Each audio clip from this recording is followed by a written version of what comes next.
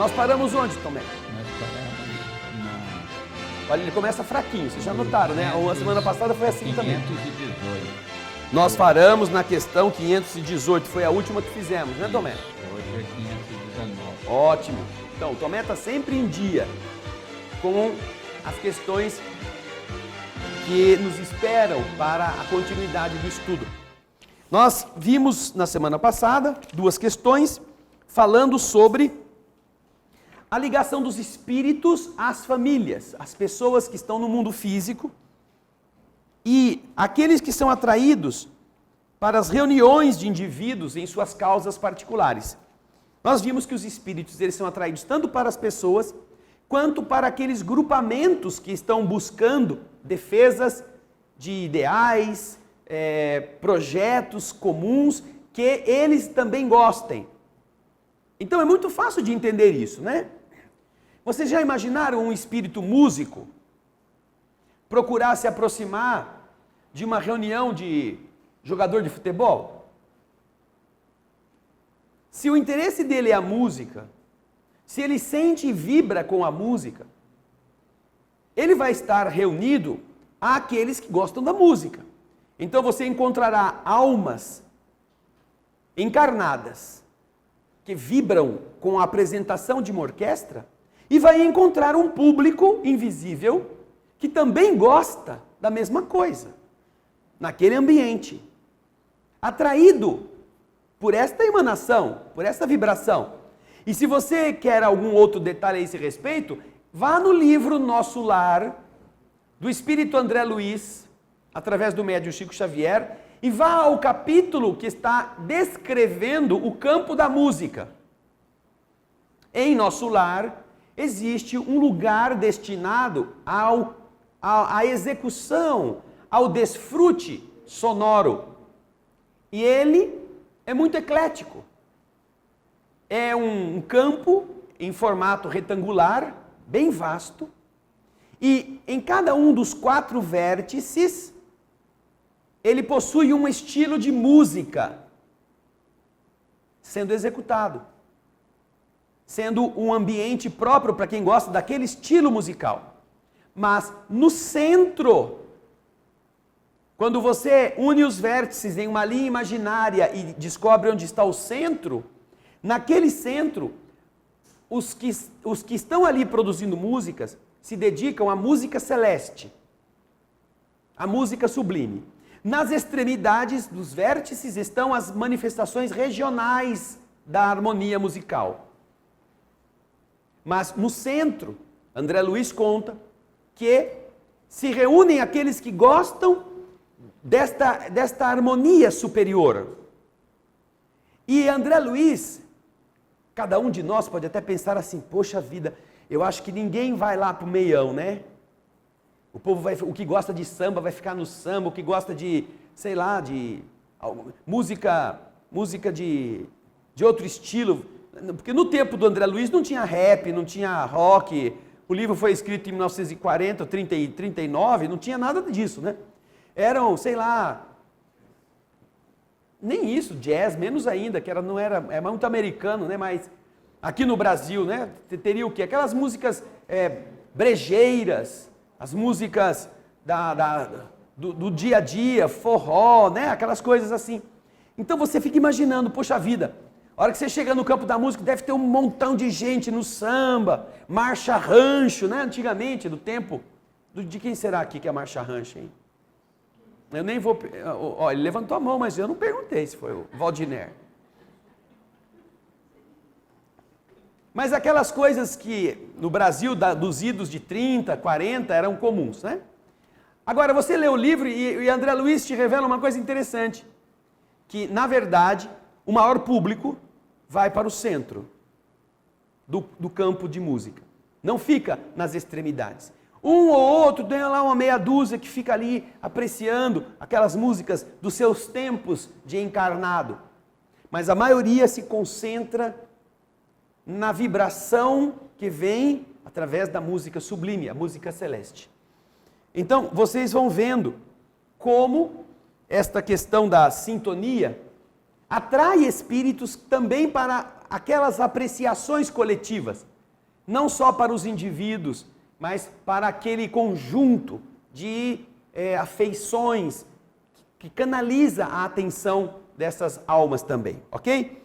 Agora, a questão, a Ana Paula está colocando para a gente aqui, o Gaspar vai mostrar.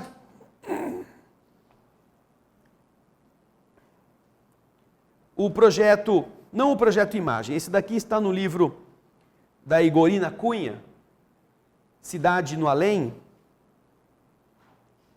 Aqui você vê na área central o Palácio do Cisne, um palácio de cristal, descrito por André Luiz muito belamente.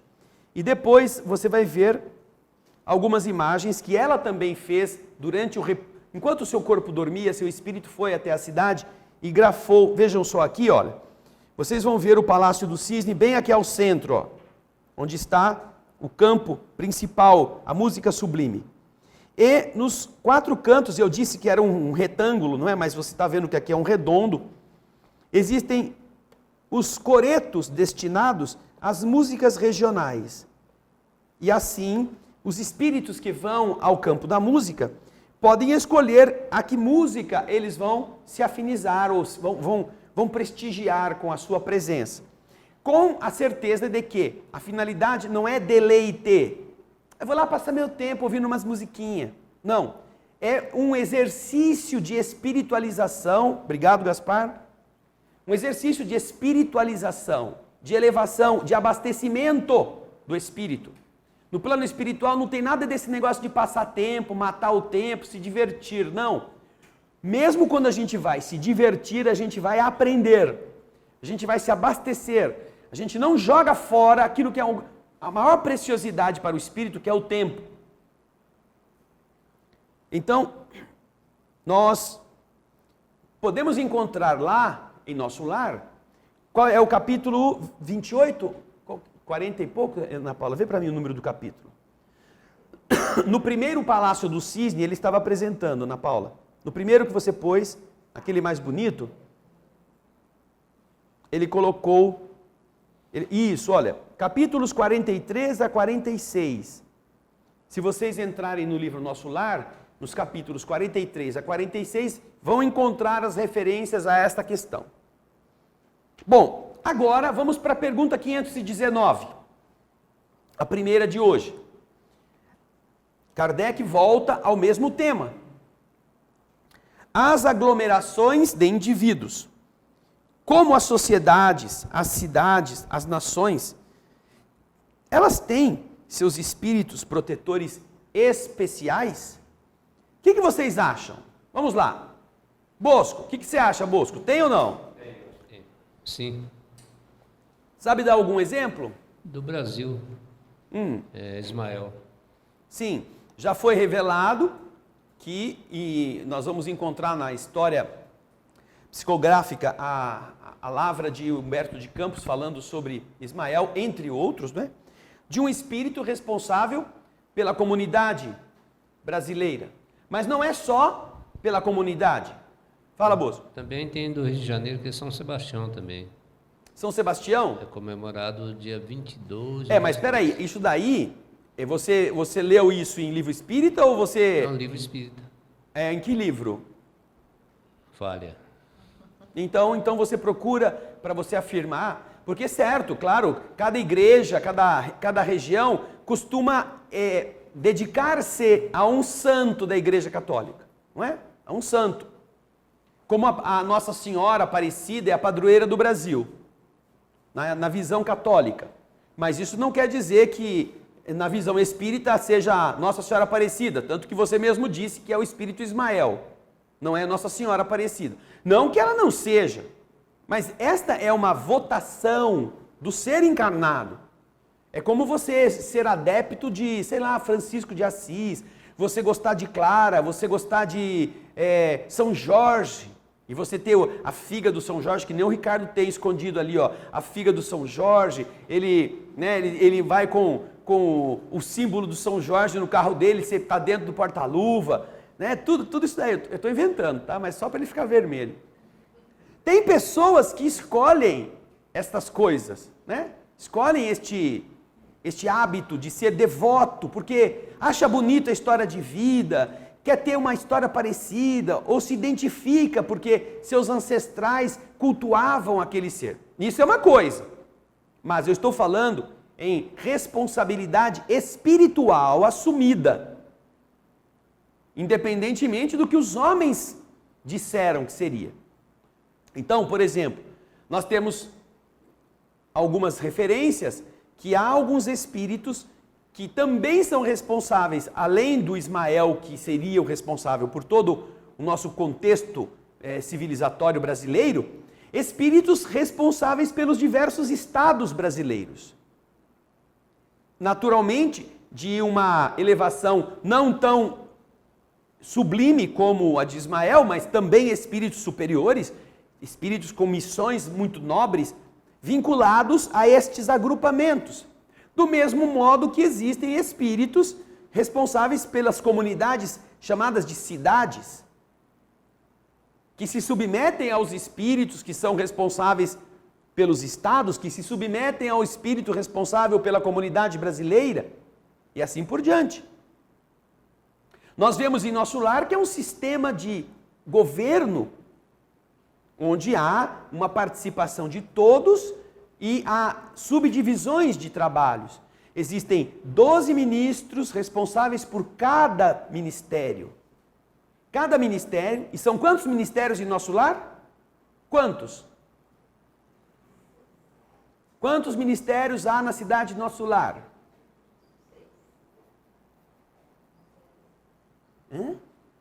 Quem dá mais? Com essa inflação deve ter caído para 4. 6 ministérios. Cada ministério é composto, é dirigido por 12 ministros. E o governador dirige a cidade, com o apoio de 72 ministros. Além disso, existem em cada ministério coordenadores, instrutores, espíritos responsáveis pelos setores de cada uma destas atividades. Nós temos Ministério do Auxílio, Ministério do Esclarecimento, Ministério da União Divina, Ministério da Comunicação, Ministério, que mais?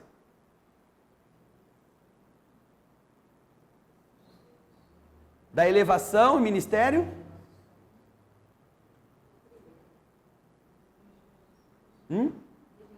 Eu falei 5, deixei um para vocês.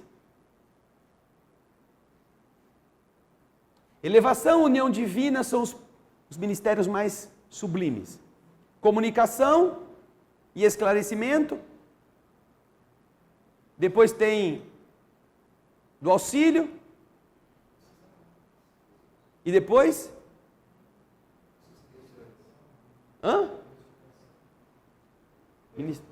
Beatificação, Ministério da Beatificação. Lá não tem esse ministério, Gaspar. Retificação. Regeneração.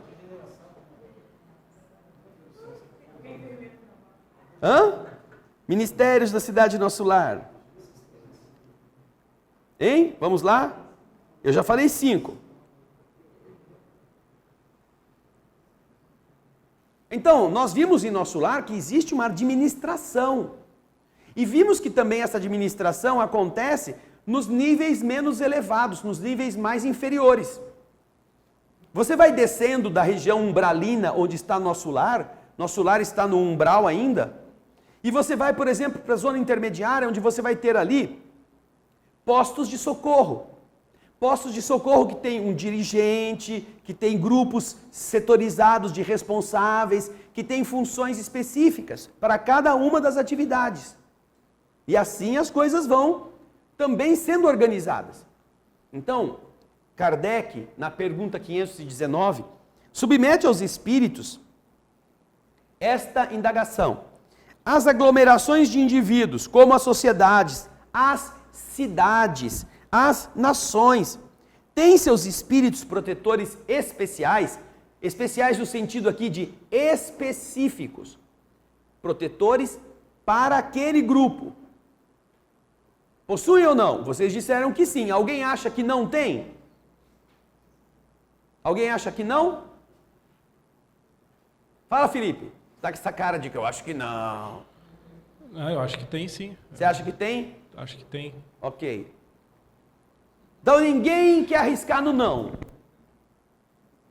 Vamos ler a resposta então. Vamos lá. Os espíritos dizem, depois de Kardec ter feito a pergunta, que sim, sim. Por isso que ninguém tinha vontade de responder não, porque só botar o olhão lá já vê sim, então é sim. Não precisa nem ler o resto. Sim.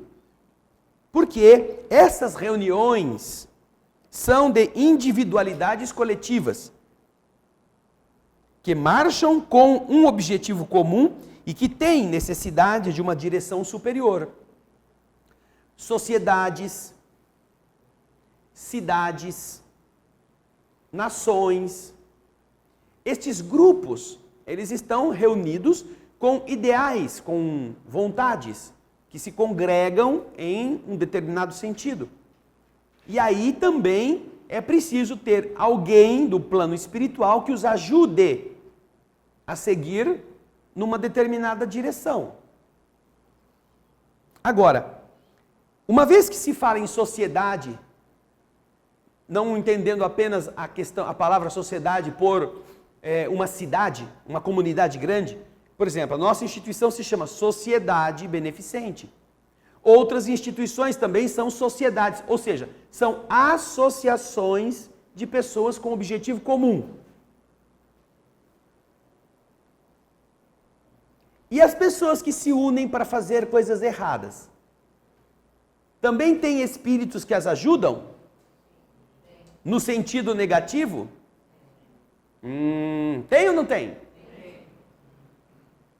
Porque nós atraímos o mesmo padrão de entidades que se simpatizam conosco. Não quer dizer que eles terão capacidade, competência para fazer que aquele objetivo comum seja logrado graças ao apoio deles exclusivo. Mas, se estes espíritos estão reunidos para fazer o mal e eles são assessorados por entidades más que pode ajudá-los a coordenarem-se, sim ou não? Sim ou não? Sim ou não? Sim. Eu pergunto para vocês, onde estão os protetores deles?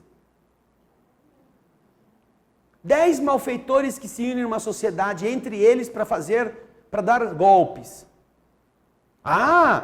Tem espíritos muito ruins que estão inspirando esses caras. Sim, é verdade, pode ter.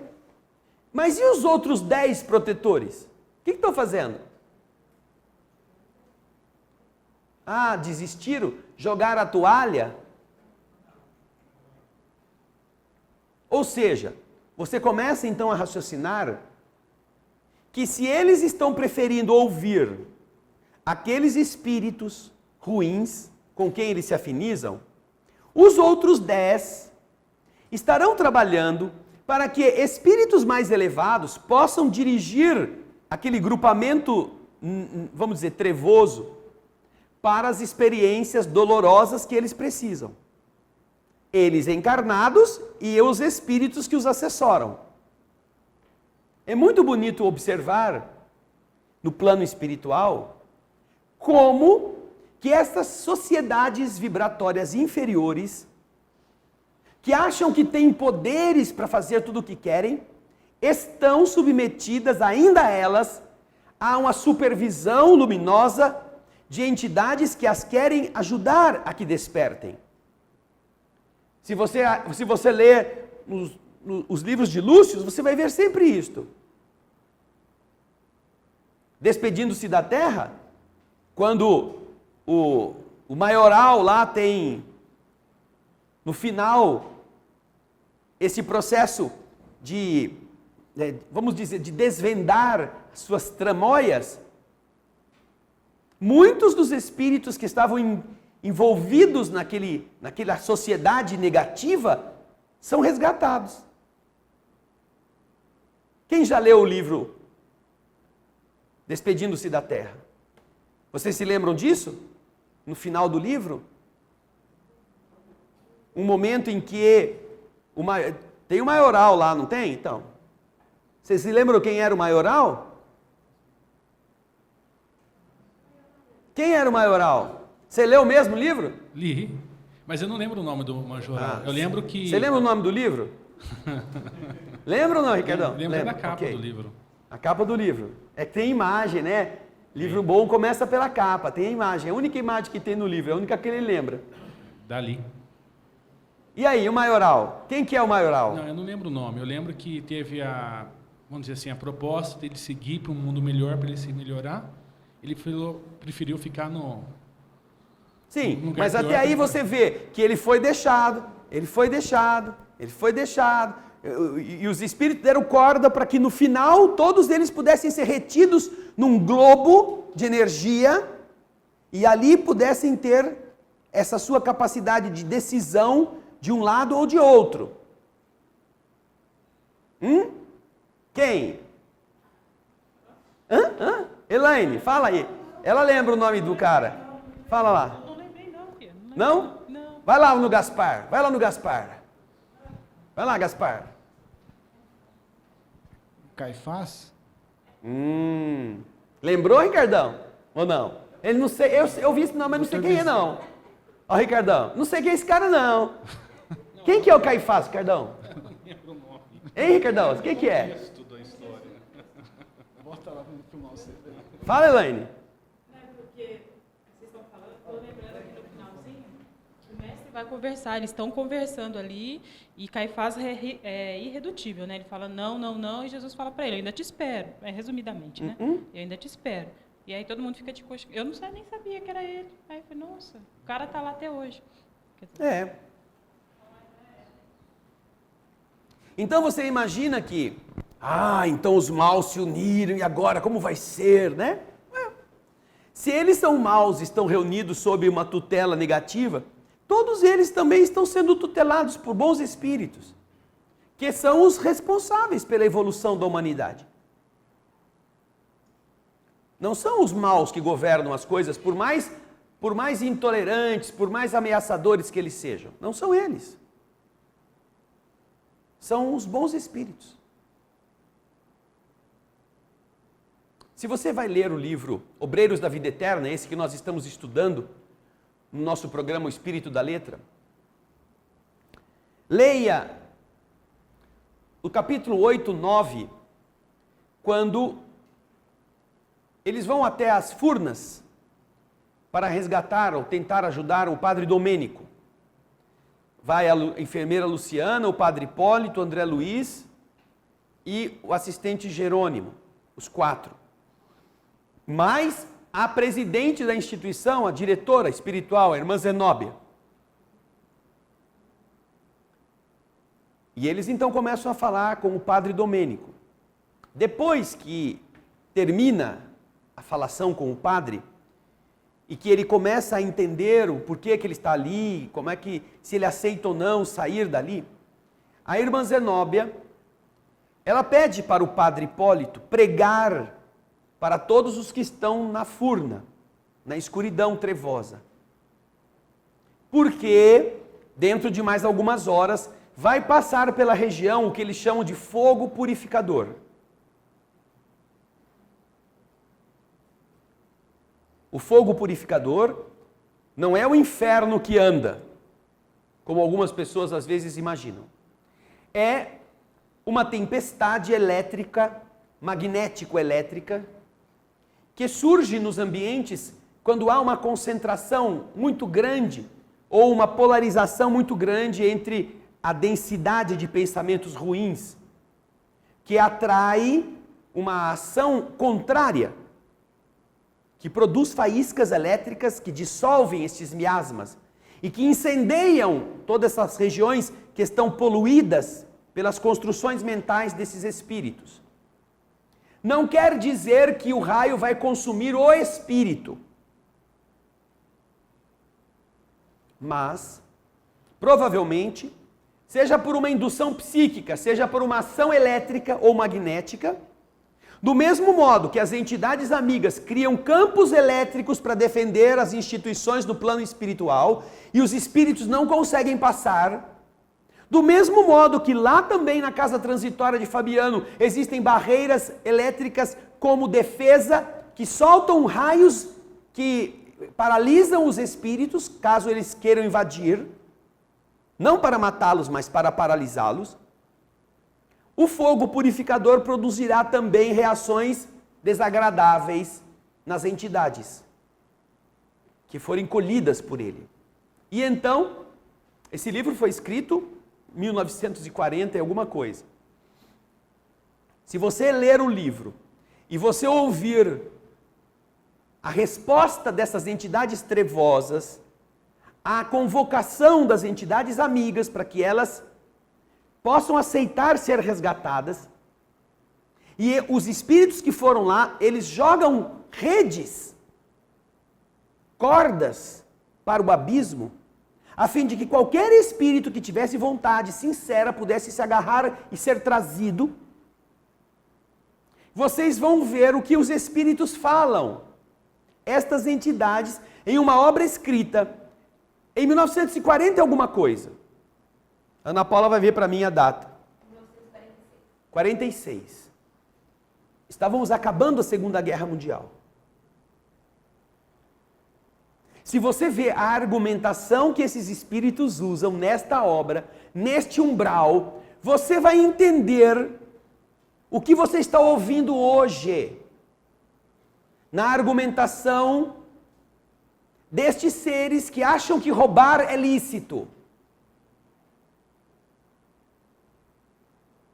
Que acham que é certo fazer o que estão fazendo.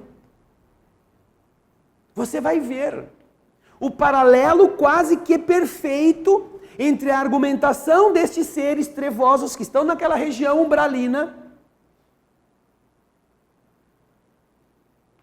e a retórica usada atualmente em certos discursos.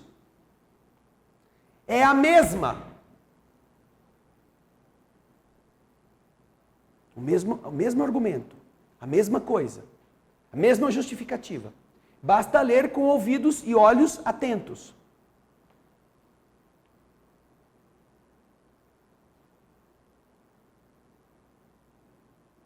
Não é de surpreender que nós estejamos em uma região fisicamente agora trevosa, precisando de um fogo purificador.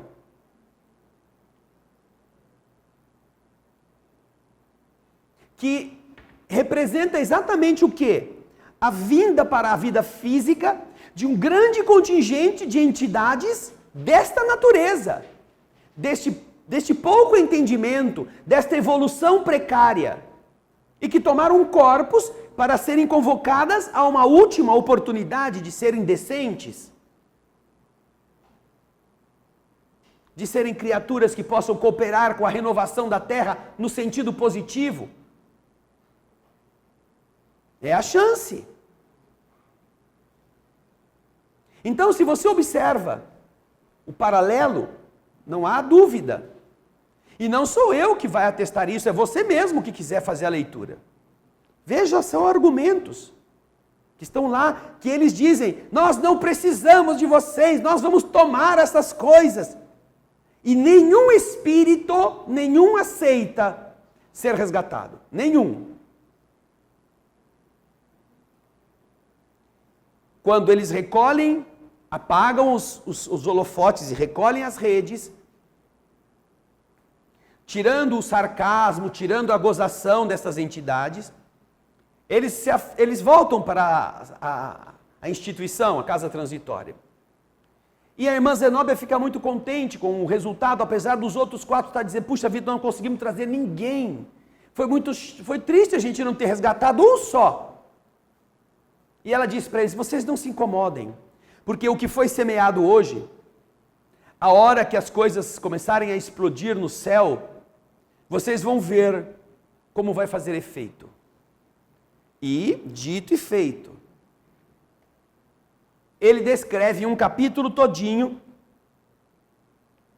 o fogo purificador. Volta lá, Ana Paula, por favor, onde você estava.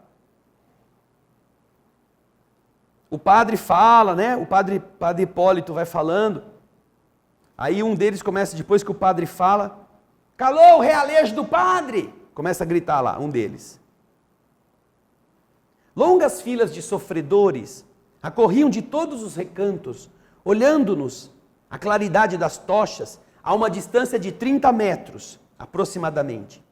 Estendiam-se em vasta procissão de duendes silenciosos e tristes, parecendo guardar todas as características das enfermidades físicas trazidas da crosta, no campo impressivo do corpo astral.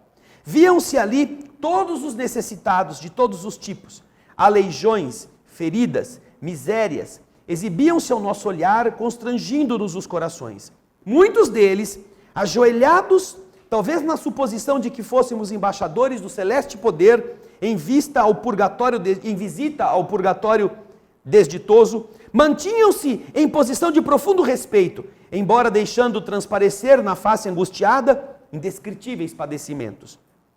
De olhos ansiosos, falavam sem palavras do intenso e secreto desejo de se unirem a nós.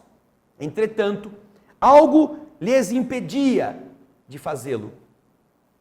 Semelhavam-se a prisioneiros suspirando pela liberdade. Por que não corriam ao nosso encontro? Pergunta André Luiz. Por que não se ajoelharem junto de nós em sinal de reconhecimento sincero a Deus?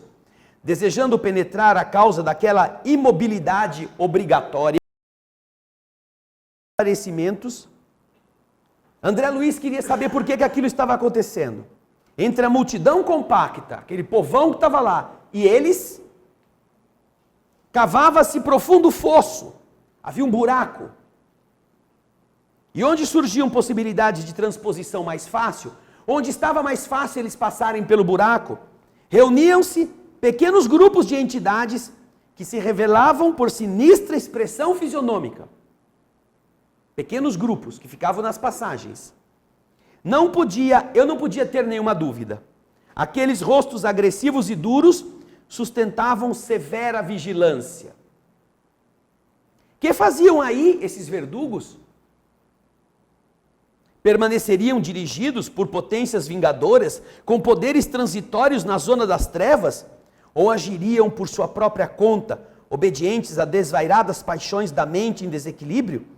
Recordei antigas lendas do inferno, esboçado na teologia dos católicos, para concluir que a fogueira ardente onde Satã se comprazia em torturar as almas, devia ser mais bonita do que aquela paisagem de lama, treva e sofrimento diante dos nossos olhos. Recolhi, porém, o fio das considerações, que eu não podia ficar gastando minha mente nesse momento, compreendendo que o minuto não comportava divagações, por exigir contribuição ativa. Prolongando-se a pausa do pregador, a pausa do padre Hipólito, uma criatura de rosto patibular gritou em meio a gestos odiosos. Não pedimos exércitos de salvação, fujam daqui. Bastou essa isolada manifestação para que outras expressões de desagrado explodissem. Não desejamos redimir coisa alguma, nada devemos. Interessam-nos o culto sistemático do ódio, a revolta contra os deuses insensíveis, o movimento de resistência à repugnante aristocracia espiritual.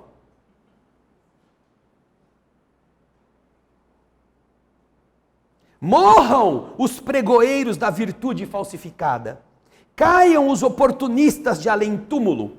Viva o nosso movimento de destruição contra a velha ordem dos senhores e dos escravos. Depois das ruínas, edificaremos o mundo novo. Um homem zarrão muito forte, com todas as particularidades de um gigante, avançou até a borda do fosso, do outro lado, fez um significativo gesto de provocação e perguntou bradando: calou-se o realejo do padre? Riu diabolicamente e continuou: perdem tempo, estão redondamente enganados. Também temos programa e também sabemos querer. Onde está o Deus que nos prometeram? Tem porventura um mapa do céu? Nossos ídolos agora estão quebrados, somos filhos do desespero, tentando reorganizar a vida no deserto que nos defronta. Voltaremos, acaso, à ingenuidade primitiva, a ponto de acreditar novamente em mentiras religiosas? Em que remota região se compra a beneficência divina que não está condoída das nossas necessidades? Declaram-se felizes e proclamam a compaixão de um Pai que nós não conhecemos. Por acaso vocês o viram alguma vez? Fria gargalhada pontilhou suas últimas palavras. E se você for para frente, continuará a haver argumentos muito interessantes, porque hoje você escuta eles com seus ouvidos.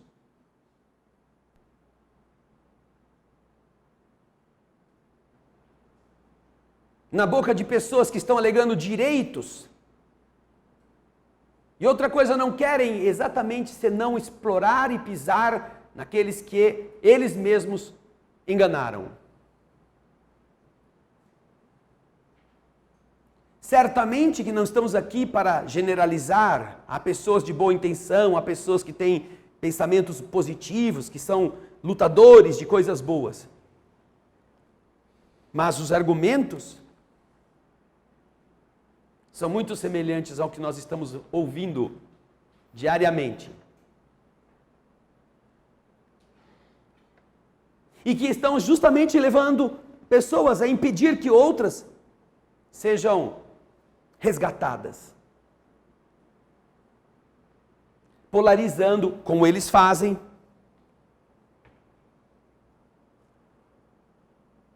estas lutas de ajudar para resgatar os que estão aflitos.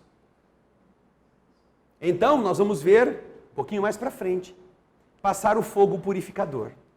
Quando os trovões começam a ribombar, quando os raios começam a cair por todos os lados e aquilo vai sendo varrido, aí então toda a multidão daqueles que não precisavam, daqueles que não queriam, todos querem invadir o pouso de segurança. Aí eles se ajoelham, pedem pelo amor de Deus.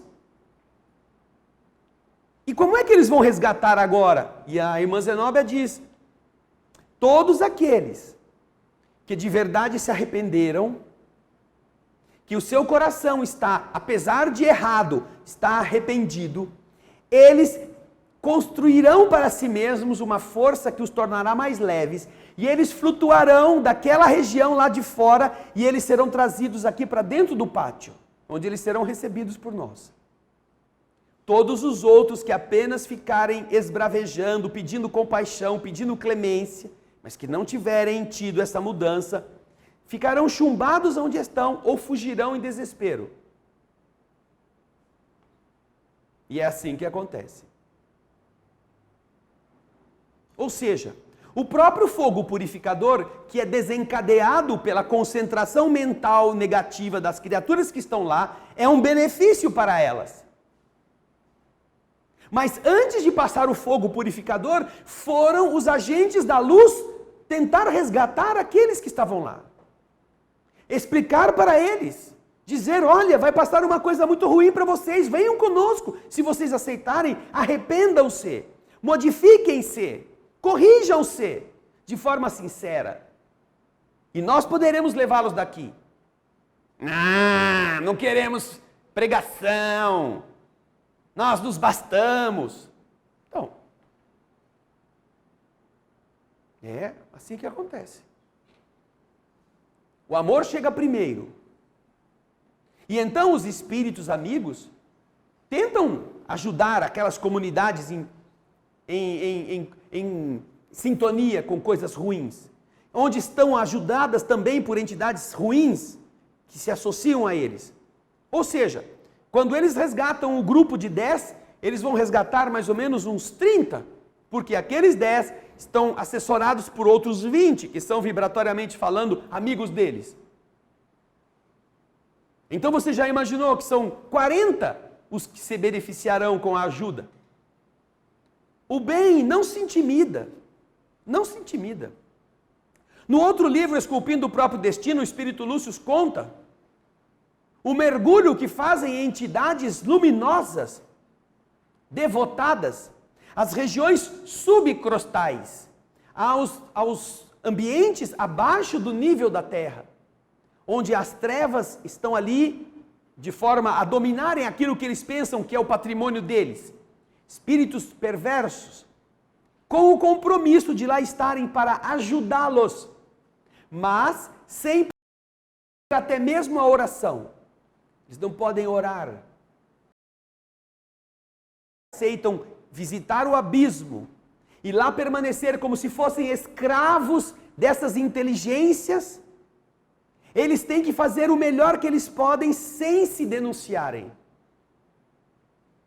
Só em último caso, eles podem elevar o pensamento, porque quando eles fizerem isso, eles se tornarão luminosos e eles serão identificados. Então você imagina o poder, o controle mental e emocional que precisa ter um espírito que vai ajudar na treva essas entidades que estão prontas para trucidá-lo, por amor a elas, passando necessidades, sendo agredido vibratoriamente ou fisicamente naquela dimensão, com o desejo de amparar um aqui, falar um pouquinho com o outro ali, porque os escravos sempre têm medo dos seus senhores, mas estão sempre desejando sair dali, só não sabem como.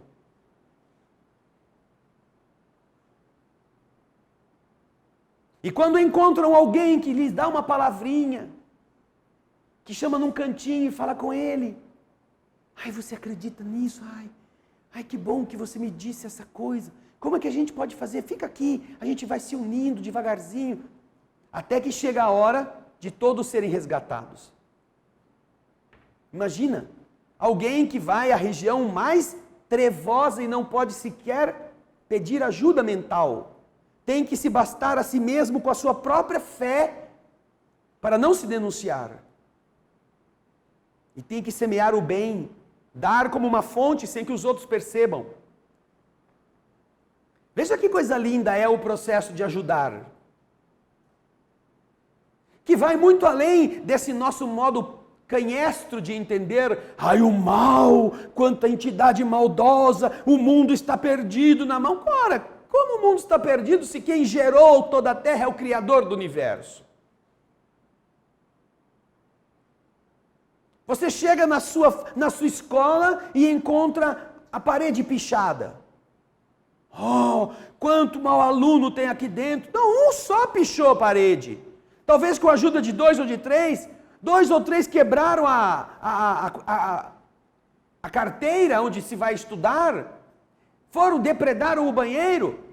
Mas isso quer dizer que a escola tem que fechar porque tem 3 vândalos ali dentro? Ou a ordem vai ser reposta naturalmente? E todos vão poder voltar à escola sem esses probleminhas? Se não houvesse um diretor, se não houvesse seus assistentes, se não houvesse ninguém, qualquer um poderia destruir tudo e a escola seria inútil. Mas se existe uma estrutura, se está construída, se tem uma direção, se tem autonomia, se na Terra nós temos leis que dirigem isto,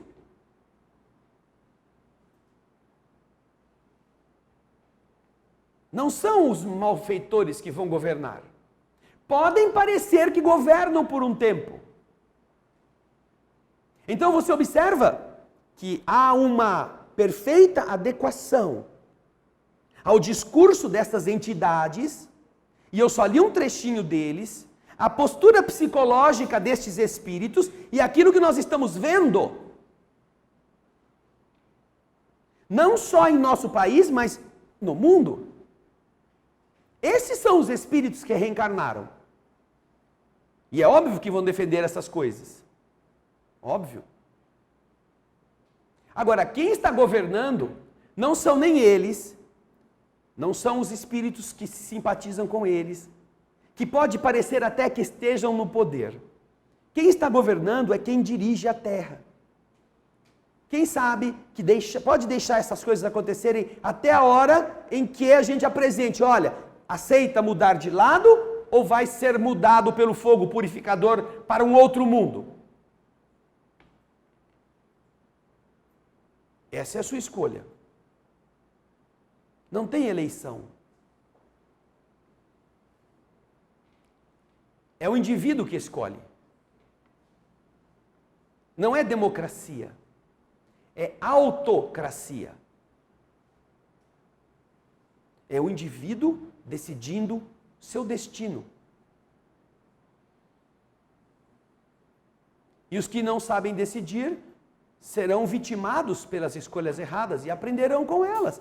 Não é uma punição, não é uma intimidação, é consequência. Porque eles não serão extintos, eles serão levados, como dizem os espíritos, a um mundo mais difícil, para que eles aprendam. Então vejam que interessante. Existem sim comunidades espirituais que atuam a favor, existem em sintonia com os maus, grupos espirituais, não com autonomia, não com toda a liberdade, porque ainda estes estão sob a égide das entidades luminosas que dirigem os destinos. Do mesmo modo que um chefe de um grupinho lá de maus alunos e fica só de olho no que eles vão fazer. Da mesma forma que um professor dentro de uma sala de aula sabe quem é que está colando e deixa o cara colar. Para depois, na hora da correção, mostrar para ele. Lógica de ensinar. Os espíritos nos explicam. Os grupamentos também são amparados no bem e, obviamente, pelos mesmos motivos, tem aqueles que os apoiam nas intenções maléficas quando eles se unem para isto. Perguntas, dúvidas?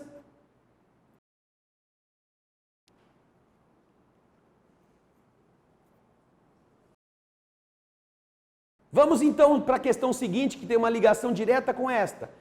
Observando a resposta dos espíritos, Kardec pergunta: os espíritos protetores das massas são de uma natureza mais elevada que a daqueles que se ligam aos indivíduos? Para proteger as massas, então, esses espíritos têm que ser mais elevados do que aqueles que dirigem os indivíduos? Protetores, vejam só bem a palavra, protetores.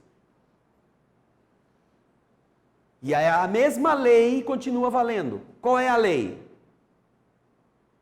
Qual é a lei que vale para designar o protetor e o protetor? Qual é a lei que nós aprendemos?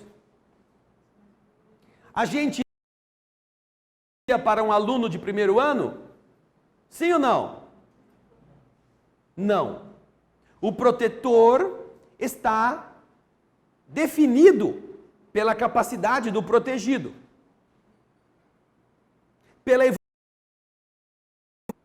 É o nível evolutivo do protegido que vai possibilitar que C ou D seja para ele determinado. É a mesma coisa. Então, em termos coletivos, funciona o mesmo princípio, que é o que os espíritos respondem na questão 520. Ao grau de adiantamento das massas como dos indivíduos. Se as massas forem mais avançadas, terão espíritos nobres, igualmente. Se as massas forem torpes, terão espíritos não tão elevados, ainda que sejam protetores, que vão lhes dar certos valores para que eles comecem a se desenvolver, mesmo que lentamente. Mas não adianta dar a um grupo pérfido um Espírito Santo, que não será ouvido, que não será como inspirá-los, que eles não querem isto. Por que a doutrina espírita começou com as mesas que giravam? E faziam ruídos, e respondiam perguntas, eu vou casar! Eram as perguntas que se fazia na época. Só naquela época. Hoje não. Hoje o povo não pergunta se vai casar, se vai separar, se vai ganhar na loteria, se vai conseguir mudar de casa. Isso eles não perguntam mais. Mas na época de Kardec, as pessoas perguntavam para a mesa que girava lá: ai, fulano vai gostar de mim se eu mandar uma cartinha para ele vai aceitar ser meu marido? Já pensou se os espíritos respondessem: escuta, minha filha, vai crescer, que nós não estamos aqui para responder essas besteiras. Vai perguntar coisa mais importante, que eu não tenho tempo para ficar jogando fora com essas curiosidades. Não, os espíritos respondiam. E sempre que possível, faziam a pessoa pensar na resposta de uma forma um pouco mais nobre. Eles poderiam dizer assim: sim, você vai encontrar uma pessoa, mas não se esqueça que não é só um encontro físico. O mais importante é você se lembrar das coisas do espírito. Eu vou encontrar alguém, mas ao invés de eu ficar procurando um cara musculoso, assim, bonitão, eu também vou pensar se é uma pessoa honesta, se é uma pessoa trabalhadora. Olha o que o Espírito falou para mim. Ora, para falar uma coisa dessa, não precisa ser Jesus. Não precisa ser Francisco de Assis. Basta ser um espírito benevolente e ele já é capaz de entender isto. Então, para o indivíduo da época, curioso, que ia começar a prestar atenção no movimento da mesa, e por causa do movimento da mesa e da sua curiosidade, ia poder aprofundar-se um pouquinho, os espíritos respondiam as tolices, procurando não responder tolices, procurando usar a pergunta tola para ensinar. A mesma coisa fazem pais e mães que são sábios na criação dos seus filhos. O filho vem com uma brincadeirinha idiota, com uma perguntinha tonta, o pai pega aquele gancho e responde e ainda aprofunda. Aproveita a curiosidade da criança para fazer a criança sair daquela mesmice e migrar para um outro caminho. Então, assim também os espíritos. Então, você observa que a maneira de conduzir a evolução dependerá do nível do evoluído ou do involuído. E é isto que vai também colocar junto dele espíritos que estejam um pouco melhores do que aquela massa ou muito melhores. Se houver no conjunto um grande desejo e uma grande elevação daquele grupamento. São duas perguntas muito entrelaçadas e que nos trazem reflexões bastante interessantes. Alguém tem alguma colocação que queira fazer, alguma dúvida? Pode levantar a mão aí e nós ouviremos a sua participação. Vamos lá. Levantou a mão ou está coçando a cabeça, Tomé? Está coçando a cabeça?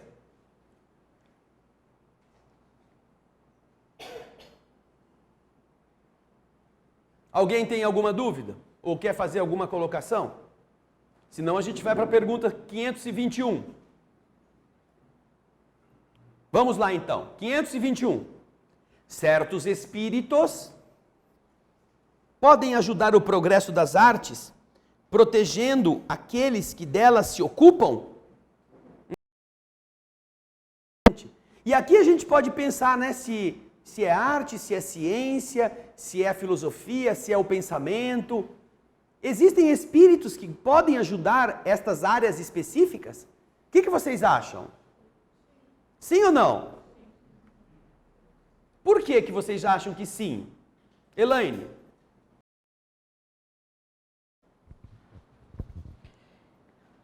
Eu acho que afinidades. E também, quando a gente olha na classificação espírita, quando a gente começa a olhar os espíritos de sabedoria, espíritos benevolentes, os bons espíritos, lá também fala as características de cada um. Então, é de se esperar que aqueles que gostem de arte promovam a arte, que gostam de estudar. É uma afinização que é comum, inclusive, entre os encarnados, não é mesmo? Pessoas que gostam de determinadas áreas do conhecimento dificilmente se afastarão de vão trocar ideias naquela mesma área. É claro que ele vai conviver com pessoas que são estranhas àquilo. É claro que ele vai ter uma relação de amizade com o vizinho que não gosta nada do que ele faz. Mas quando ele quer trocar ideias sobre aquele padrão de gosto, ele vai ter no rol dos seus mais próximos espíritos encarnados que também trocam com eles ideias nessa mesma questão.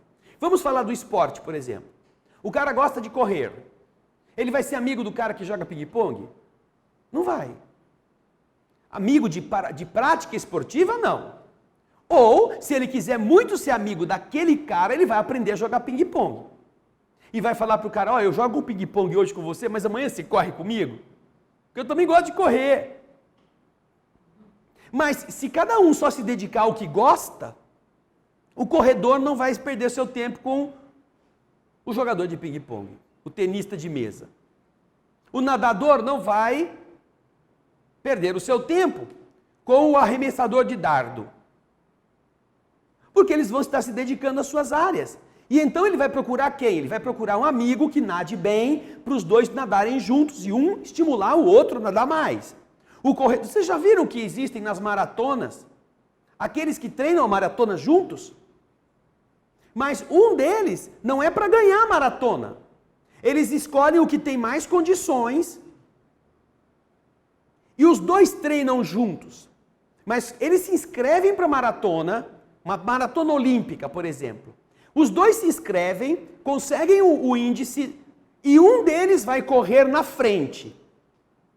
Porque o que corre na frente, ele está puxando o pelotão e o outro vem atrás, gastando menos energia.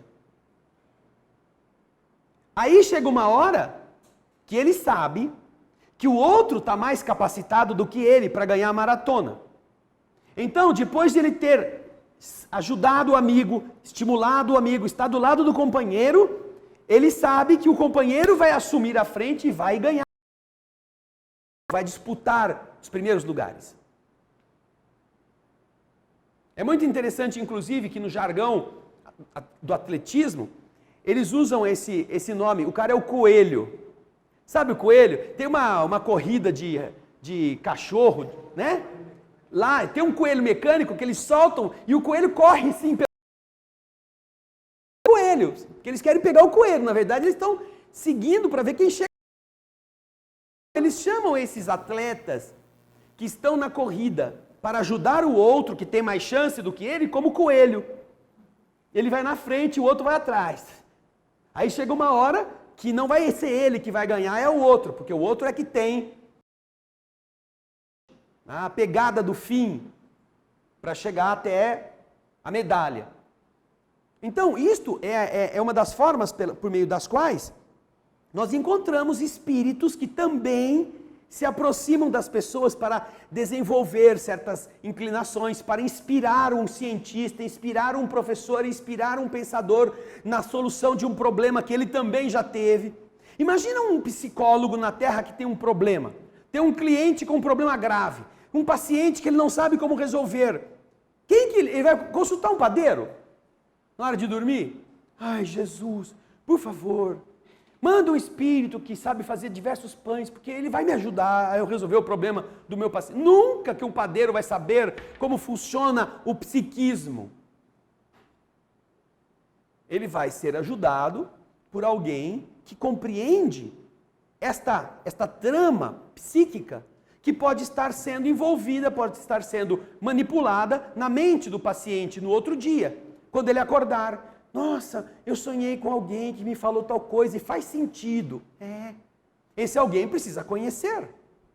Porque se não conhecer, põe farinha nele. Já pensou se o psiquiatra no dia seguinte, talvez tenha alguns que façam isso. Acorda e fala, agora eu sei, vou jogar farinha na cabeça dele amanhã. Manda comprar um saco de farinha quando o paciente está lá tendo seus ataques, joga farinha porque ouviu isso. Quer dizer, foi muito mal inspirado por uma entidade que não entende nada de psiquismo. Não é lógico que se Deus quer ajudar o homem através do homem, coloque alguém que não tenha conhecimento nenhum para inspirar aquele que tem que tomar uma decisão. Não é lógico isto, não é mesmo? E assim acontece em todas as áreas. Os espíritos que gostam da arte estarão inspirando aqueles que têm este dom artístico. Aliás, isso é na descrição dos compositores, isso é quase um mantra. Quase todos eles têm alguma forma de se inspirar em algum momento em que eles estão procurando alguma coisa. Chopin chamava isso de...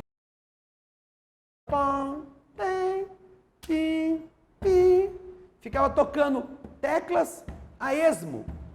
E quando ele tocava uma tecla, plim, ele chamava tecla azul. Era exatamente a tecla daquilo que ele estava sentindo em termos espirituais como uma melodia. E a partir daquela começava a fluir. Eu me recordo que quando Lúcio foi escrever o primeiro livro, ainda não havia dito que seria um livro, se chama A Flores sobre as Pedras.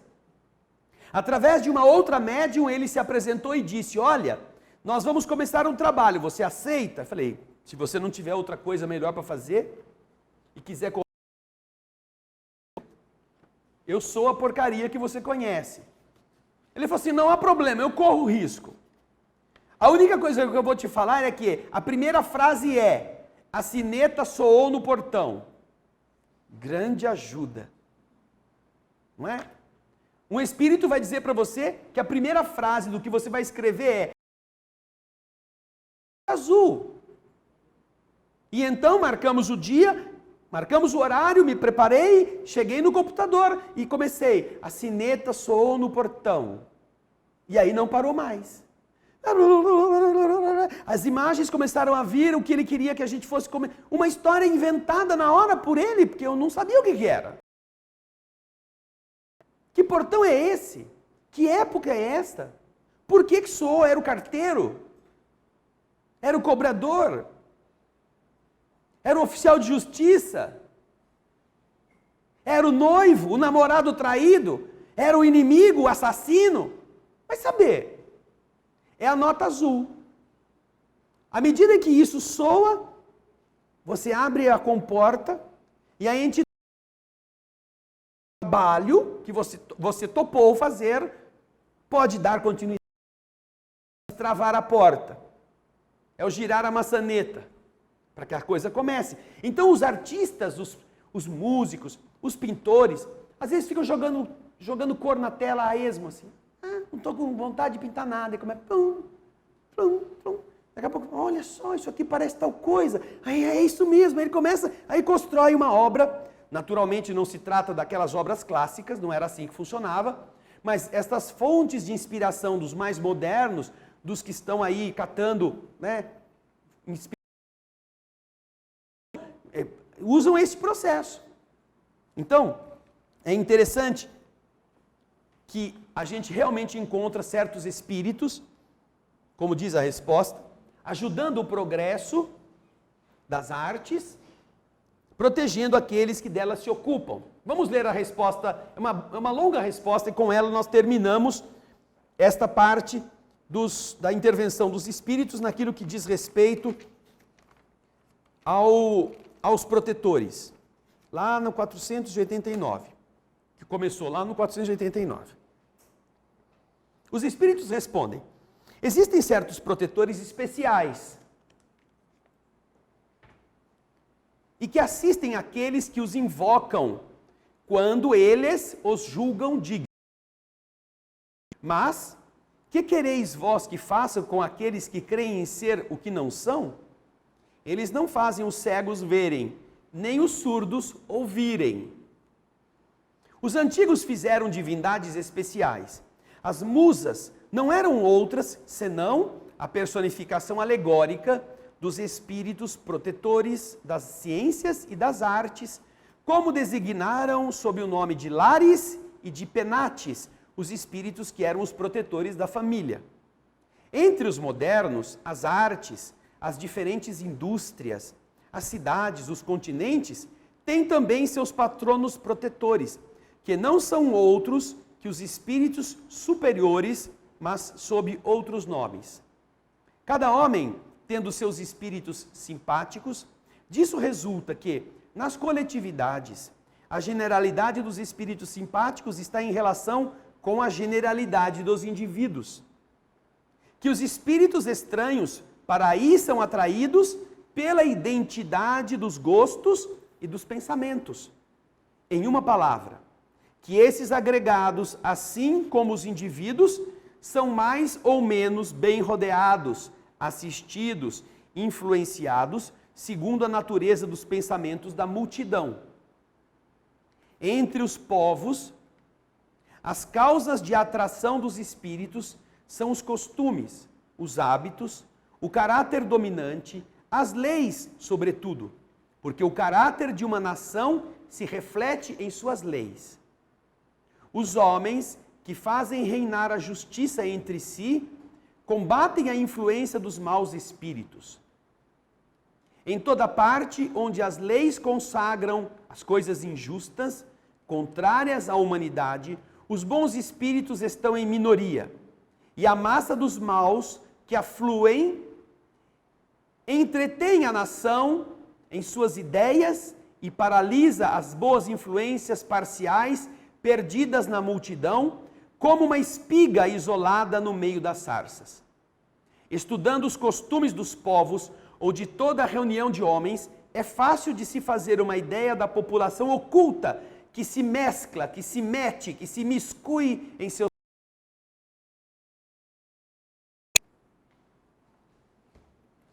Muito revelador tudo o que está escrito aqui.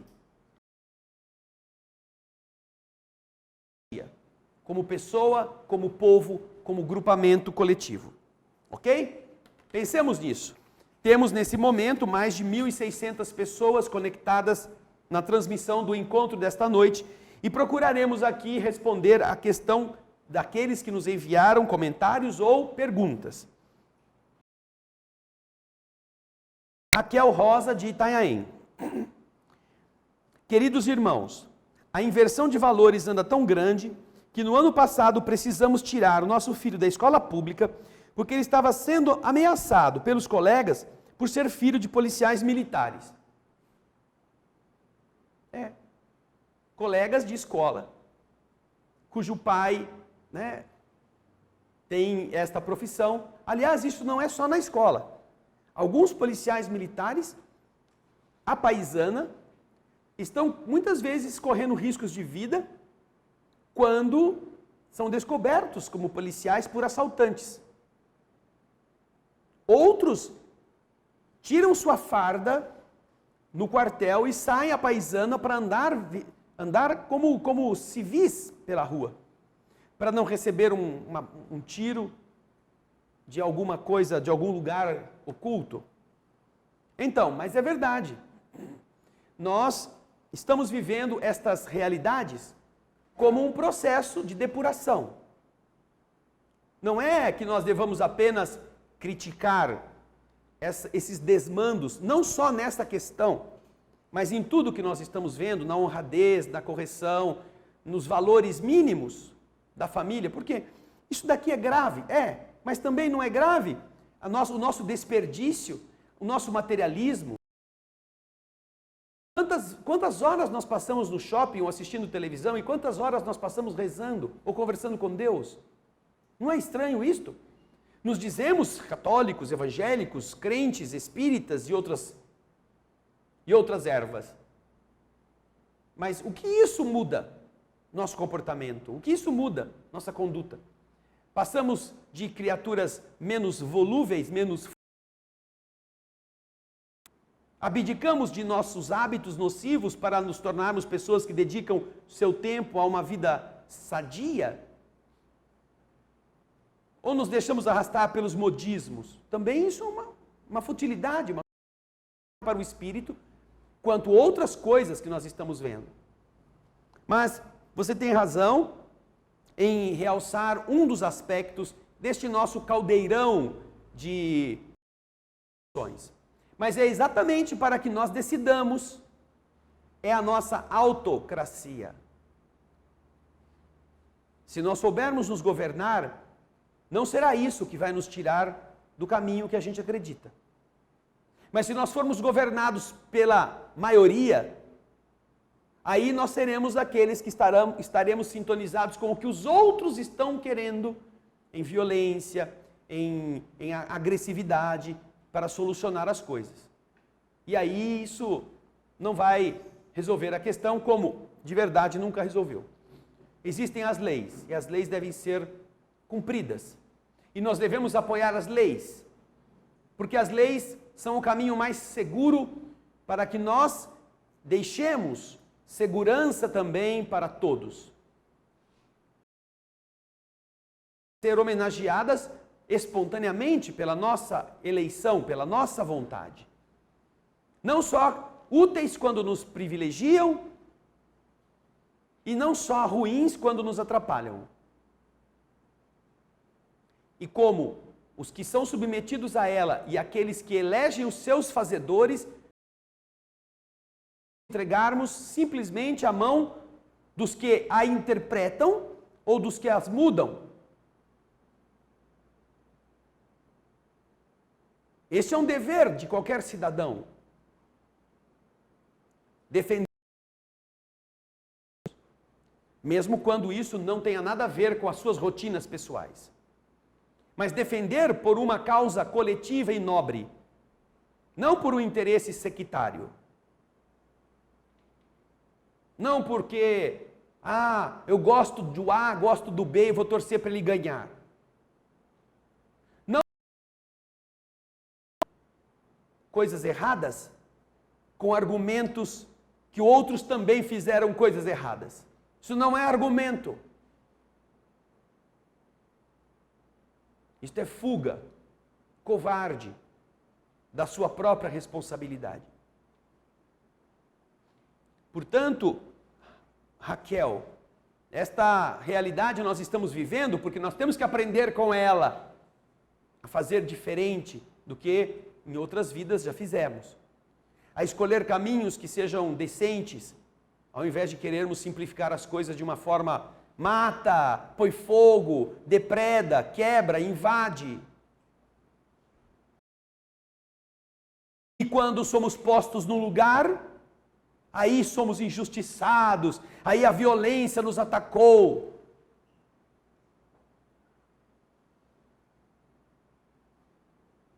Se vocês procurarem na internet, vocês vão encontrar muito lixo.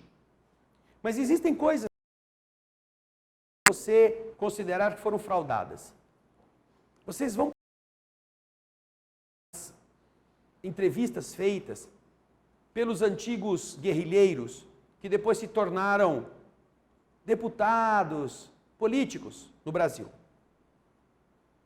Vocês entrem nelas.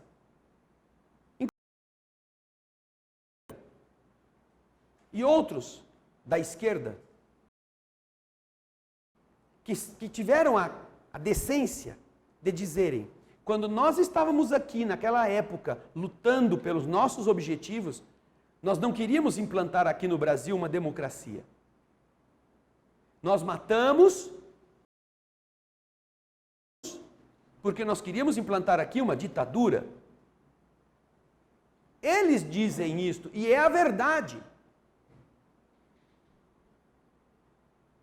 Esta é a verdade, sempre foi esta a verdade. Mas para que a ditadura voltasse a ser implantada, eles precisavam depois. Então você vê uma assaltante de banco, uma terrorista, uma assassina, ela defendeu a democracia. Mentira! Ninguém fez isto. Eles confessam isto. Eles contam como matavam. Porque estavam em guerra. Não é uma invençãozinha. Agora, é claro, eu não gosto de estudar, uma democrata que vai ser tirada do poder porque foi injustiçada. Escutem os grampos da gravação, veja que tipo de gente está aí falando. Veja o nível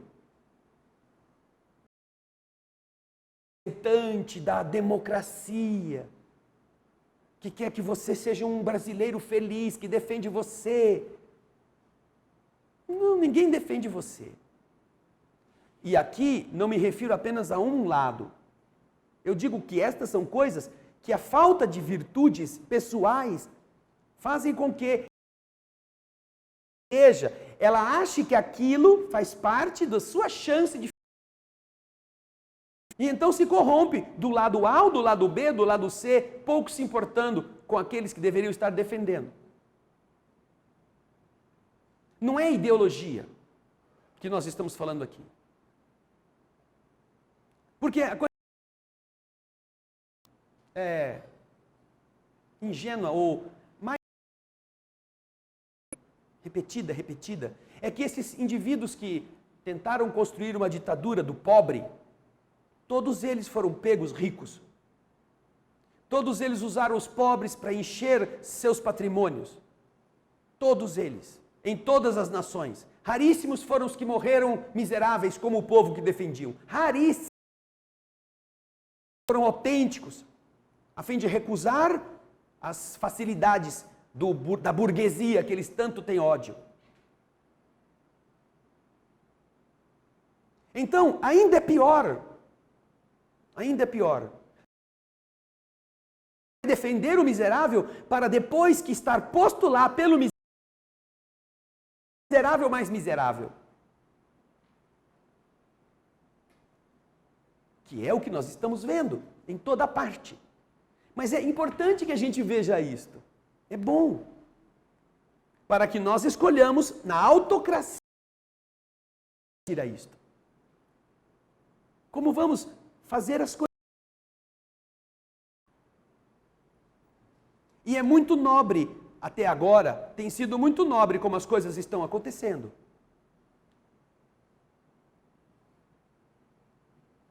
É claro que aqueles que vão ser tirados da situação não vão gostar de espernear, faz parte deste jogo. Vão prestar contas do que fizeram. Não por vingança, mas por consequência. Num estado de leis, num estado de direito, quem comete crime precisa ser julgado. E quando se julga, é natural, é consequência. Se não deve nada, não precisa. É simples assim. Não importa que partido tenha, nós não estamos defendendo aqui ninguém, nem acusando ninguém. É assim com todo mundo, deve ser assim com todo mundo. Não só com o que roubou o supermercado. E que aí foi pego, aí foi preso. Não só com a pensão alimentícia, ou o marido que não pagou e que aí vai ser preso. Não só com esses. Né? É com todos. Então, vamos voltar aqui aos nossos irmãos e irmãs. No caso da Raquel, a gente agradece a sua participação, porque nos deu a oportunidade de essas outras circunstâncias. Viu, Raquel? Um grande abraço. Agora temos a pergunta do Antônio Bernardo Kzuba, de Governador Valadares. Sabendo hoje que o planeta habita em torno de 29 bilhões de espíritos encarnados e desencarnados, pergunto, quando você quer saber disso? Quando no planeta? Né? É uma pergunta que você não define isto. Hoje você está dizendo, os espíritos nos explicam que existem 7 bilhões de encarnados e uma população de 3 ou 4 vezes aproximada de debaixo da Terra, no nível da Terra e nos círculos inferiores vibratória da Terra. Sim.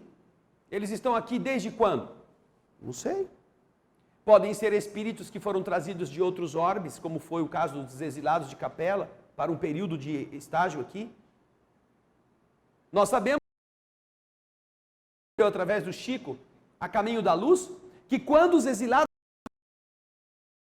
na Terra, 2 civilizações volumosíssimas que habitavam o planeta, autóctones, nascidas e desenvolvidas aqui mesmo, os hindus e os chineses. São as 2 civilizações mais antigas que existem, espiritualmente falando, já que estavam aqui antes dos que vieram de Capela. Sem contar, é claro, com os espíritos que estão nessa região como uma escola que vai sendo povoada por alunos à medida em que estes alunos podem aqui permanecer. Agora, não esqueça de uma coisa. Nós tivemos evolutivo, geológico, sapiens, dentro de uma faixa evolutiva que vem de 40 mil anos para cá. De 40 mil anos para cá, o homem saiu da condição de Homo erectus ou Homo... definições de primatas que se aplicavam à caracterização do Homo sapiens. Tem o Neanderthalis, tem alguns que faziam outros ramos, mas quando o homem deixou de ser animal coletor e passou a ser alguém que criava uma estrutura de ação na semeadura do que ia comer, no trato com a terra, isso já demonstrou um avanço. Então, este período é considerado pelos que estudam como um período de 40 mil anos, de 80 a 40 mil anos para cá. E só pode existir esse período nos intervalos glaciais da Terra. Ou seja, a Terra até hoje já passou mais tempo congelada do que degelada. Nos períodos de inverno glacial, tudo se extingue. Nada sobrevive. E aí existem períodos nos quais o gelo derrete, há uma... dos sistemas de clima não sabem por que isso ocorre. Talvez alguma zona que a Terra passe ao redor do centro da galáxia, ou por influências diferentes da região solar, entrou numa nuvem de poeira de intensidade para chegar aqui, desata a idade do gelo novamente. Percebe que ao longo das diversas eras, nós temos as eras paleozoicas, cenozoicas, mesozoicas e outras que vão sendo subdivisões destas grandes eras, onde existiram apenas as plantas, depois os animais terrenos, depois os animais de temperatura quente, depois os mamíferos. Essas alterações que levaram milhões de anos. O homem chegou à Terra, considerado Homo sapiens, ainda sem espírito plenamente desenvolvido, 40, 50 mil anos atrás. Aqui, ó, Homo sapiens sapiens, 35 mil anos atrás. Ou seja, a civilização que nós conhecemos hoje, que nós vamos voltar a ela até a Suméria, Babilônia, que são as idades civilizatoriamente falando mais antigas, ela durou 8 mil anos. 8 mil. Se voltarmos ao civilização, são 8 mil anos. Quem é Homo sapiens sapiens há 35, 40 mil anos? Em 40 mil anos, dava para você fazer 5 civilizações de 8 mil anos, entre ela começar e ela se extinguir, e você não teria notícia dela. Aí a outra começa dos anos. Dá para fazer 5 vezes isto. Antônio, né, você não tem... foi na semana passada que tem 28 bilhões de espíritos. Foi no outro... Há quanto tempo nós estamos nesse processo? E quantos vão e quantos voltam? Não é? O que é certo, segundo os espíritos, é que este período de transição que a Terra está vivendo envolve esta quantidade de almas, das quais uma parte vai ser retirada da Terra e levada para um mundo inferior. Parte esta que corresponde aproximadamente a 2/3 dos espíritos. Se você conseguir ficar aqui, vai ter bastante folga de espaço. Porque 2/3 vão embora. Então, se você imaginar que dos 7 bilhões, 2/3 vai embora, e dos 21 bilhões mais 2/3 vão embora, puxa vida. No plano espiritual vão ficar 7 bilhões. E no plano físico vão ficar aí. Se você dividir 7 por 3... dá 2 e pouco. 4 e pouco vão embora, vai ficar 2.200, 2 bilhões e 200 aqui encarnados. Estou me ouvindo aí. Estou me ouvindo aqui ó, no celular do Gaspar, que em vez de ele ficar tomando conta da câmera, ele fica ouvindo o celular. Viu um cara chato falando na televisão. Então, Antônio Kizuba, quantos já se encontravam no planeta? Não sei quando você se refere. Se for antes do Homo sapiens sapiens, nós também não temos essa informação. Todos são provenientes de Capela? Já disse aqui. Não. Uma parte sim, outra parte não. Ou parte é de Capela e outra parte do animal para o hominal. É exatamente isso. Inclusive, dizem os espíritos, em determinadas referências a este tema, que aquela ideia de que o homem veio do macaco, já ouviram isso, né? Essa noção de que o homem veio do macaco, da evolução hominídea, do homem que desceu das árvores, das florestas. Não, é uma referência ao tipo de hominídeo, ao tipo de ser que existia na Terra, quando estes seres mais evoluídos de Capela chegaram aqui. Eles tiveram que aguardar o tempo necessário para se modelar um cérebro e um corpo que fosse um pouco melhor do que os seres primitivos, para que este corpo pudesse aguentar a vibração mental destes seres mais evoluídos, apesar de atrasados moralmente. E é isso que faz com que, em alguns lugares, existam aquelas teorias de filho com as mulheres do mundo, ou seja, as alterações genéticas para facilitar a construção de um corpo mais adequado para a reencarnação desses espíritos que vinham de outros orbes em processo de punição ou de degredo temporário.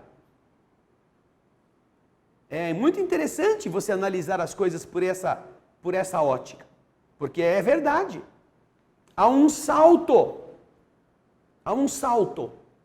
entre o ser humano de determinado período e o que vem depois. Inclusive, eles costumam dizer que existe um elo perdido nesta evolução antropológica. Está faltando um elo entre os seres torpes, apesar de serem humanoides, construíram ferramentas, já começaram a fazer coisas que até então eles não sabiam fazer, não tinham como fazer isso. Tá bom? Muito obrigado, Antônio. Vamos para a pergunta seguinte. A Andréa Daúde de Franca diz: lógicos provém inicialmente da espiritualidade. Gostaria de saber se os desencarnados acompanham os acontecimentos da Terra, dos avanços da comunicação à situação política, econômica e saúde. Com que frequência os espíritos que estão numa região melhor nos visitam? Bem, essa frequência é constante. Os espíritos em posição melhor não se afastam dos que estão em posição pior. Eu perguntaria a você, Andréia, com que frequência o professor dá aula para os seus alunos? Uma vez por semana? Uma vez por mês? Uma vez por ano? Ou todo dia?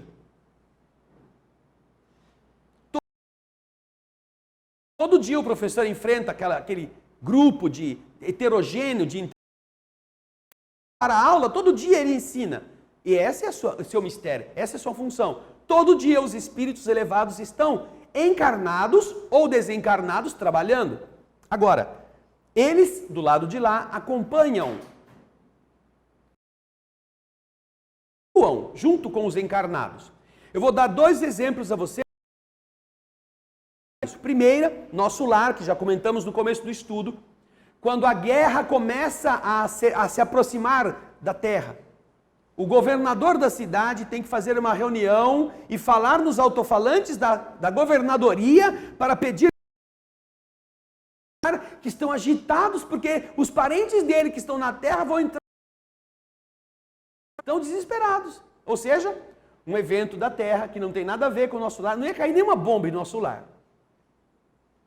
Nenhuma V2 de Hitler ia chegar a explodir a governadoria.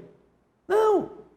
Não ia. Mas o que acontece é que quando você é espírito, está em nosso lar, você deixou na terra seu filho, sua filha, seu neto, e eles vão passar por isso. Então lá, só a ideia de que pode acontecer uma tragédia já deixa as pessoas alvoroçadas. E é o governador que é convocado, ou que convoca essas pessoas para pensarem direito.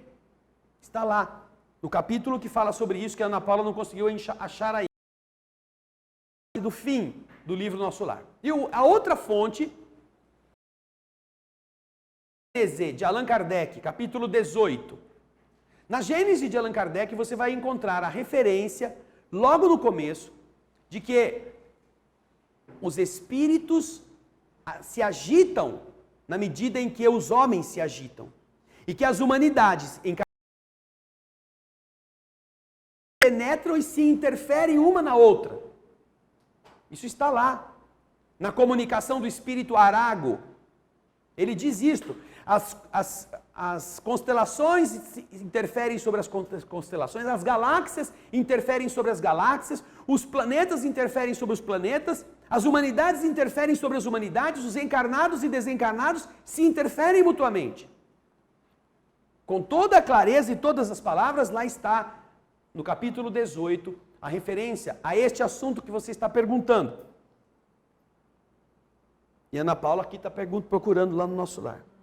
Vai para baixo, Ana Paula. 37, palavra do governador, convocados à luta, capítulo 42, por aí, mais ou menos. 42 para frente.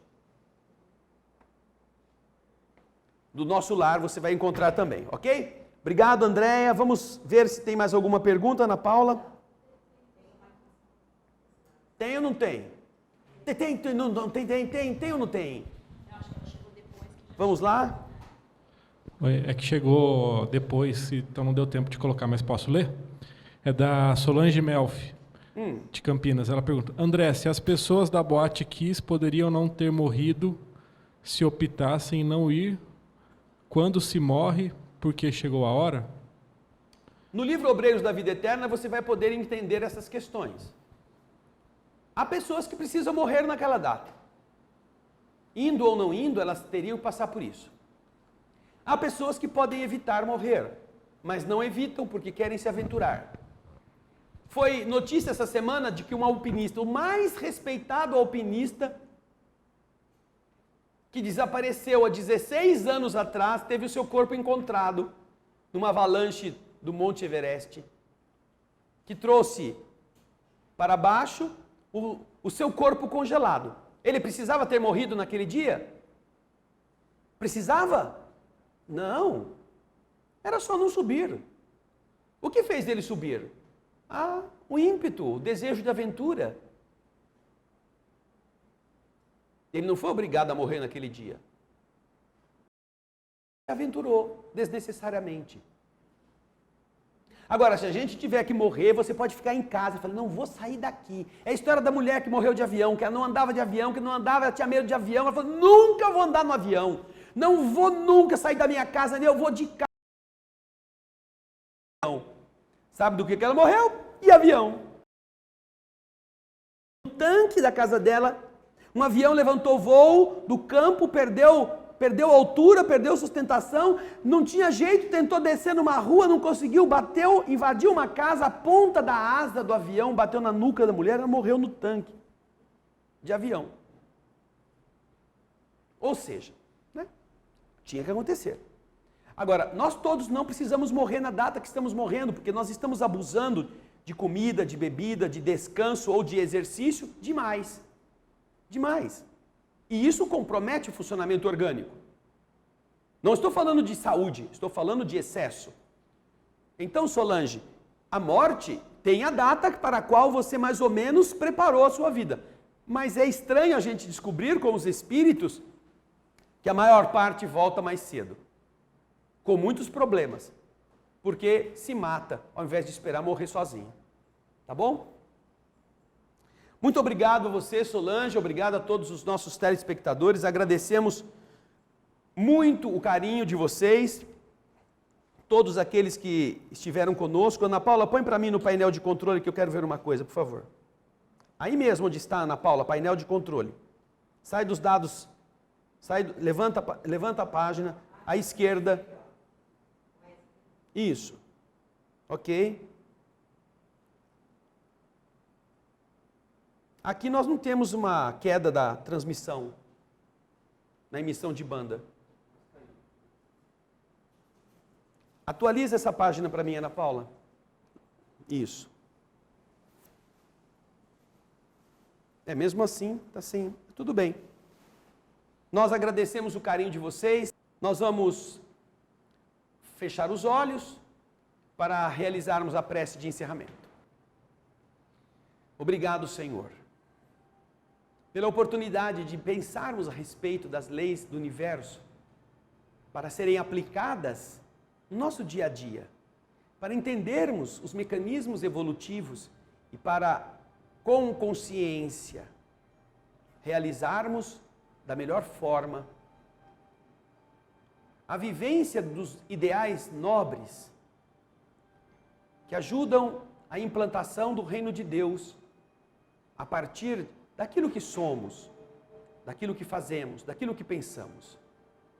Obrigado por podermos receber dos espíritos amigos as lições consoladoras, construtivas, a respeito daquilo que muitas vezes é enigma, é confusão, é dúvida. Que nós tenhamos a alegria de viver de acordo com esta autocracia baseada nas leis do universo.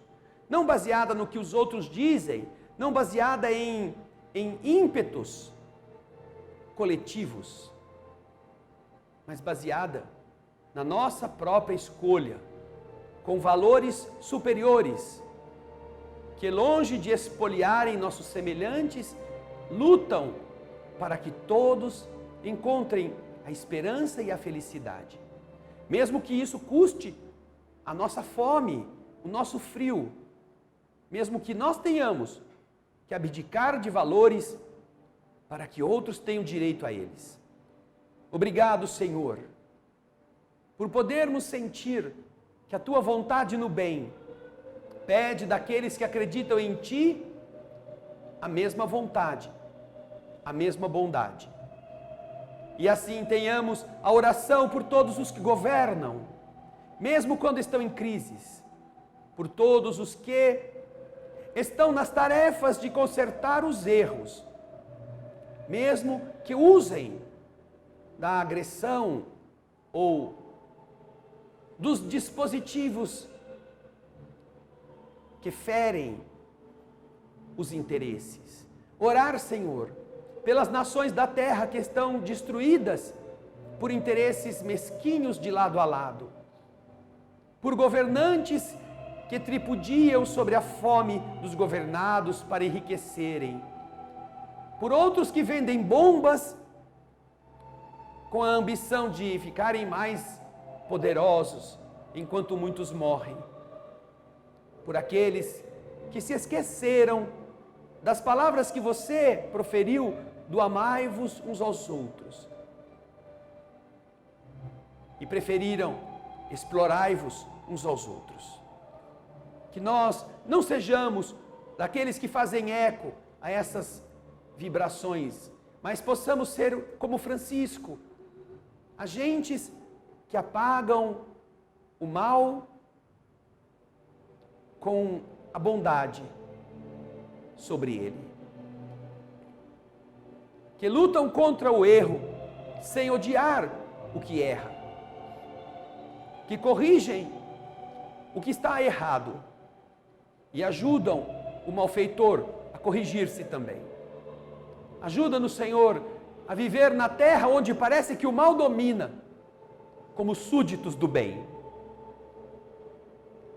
E que as nossas vibrações se espalhem, e que mais e mais pessoas tenham a mesma vontade, por confiarem em Ti, mais do que em si. Com esta gratidão, que só o estudo pode nos ajudar a detectar, nós te oferecemos a prece silenciosa de Pai Nosso, com a qual encerramos o encontro desta noite. Pai Nosso,